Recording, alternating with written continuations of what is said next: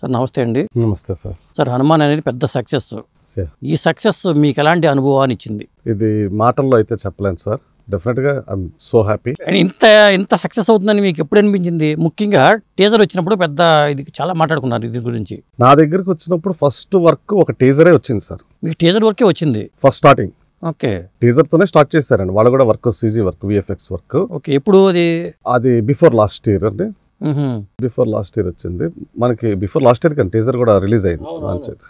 So అది వచ్చినప్పుడు దాని బడ్జెట్ అది చాలా తక్కువ. ఫిల్మ్ కూడా నాకు కాస్టింగ్ కానీ అదంతా నాకు తెలీదు. సో నేను చూశాను ప్రశాంత్ వర్మ గారు వచ్చిన అతని ఐడియా కానీ స్టోరీ బోర్డ్ కానీ. అప్పటికే నాది ఒక స్టార్ట్అప్ కంపెనీ అండి. ఓకే, నేను స్టార్ట్అప్ కంపెనీగా పెట్టాను కనుక కపుల్ ఆఫ్ మంత్స్కే నాకు ఈ ప్రాజెక్ట్ అది నేను చెప్తానులేండి అది తర్వాత.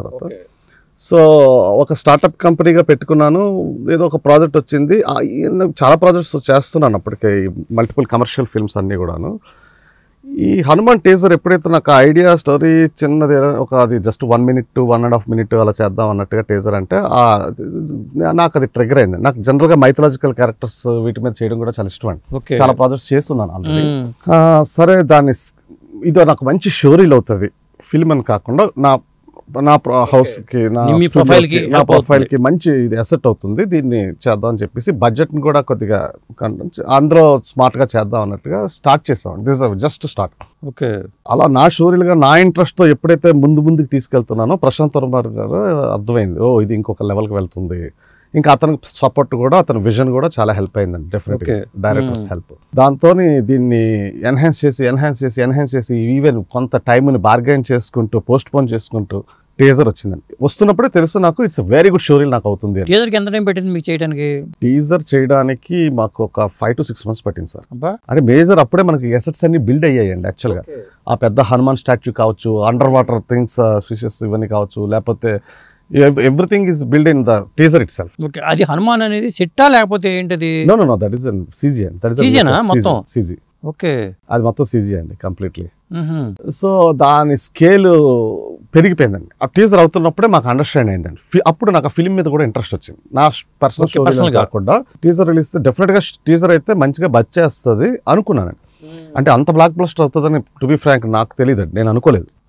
అయితే అది లాంచ్ అయింది, రిలీజ్ ఆ రోజు ఏఎంబీ మాల్లో లాంచ్ చేశారు.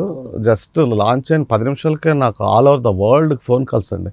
వాళ్ళు యూట్యూబ్ లో కూడా ప్యారలల్లీ లాంచ్ చేశారు. ఓకే, ఏంటి అసలు అది తట్టు దాని ముందు ఇంకోటి ఆదిపురుష్ దాంతో కంపారిజన్స్ తో వాటితో డిఫరెంట్ ఒక థౌసండ్స్ ఆఫ్ వీడియోస్ నిండిపోతున్నాయి యూట్యూబ్ లో. వన్ సైడ్ నేను థియేటర్లోనే చూస్తున్నాను.